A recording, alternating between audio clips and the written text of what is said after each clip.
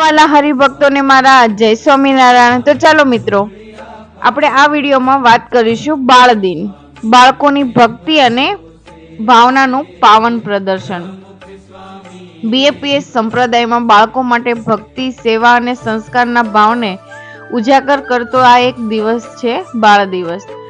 તો મિત્રો, બાળ દિવસ નિમિત્તે જે મિશન રાજીપો નામની જે પુસ્તિકા છે એ બાળકોના જીવનમાં દિશા આપે છે, સ્વયં સેવા, સત્સંગ અને નમ્રતા શીખવે છે।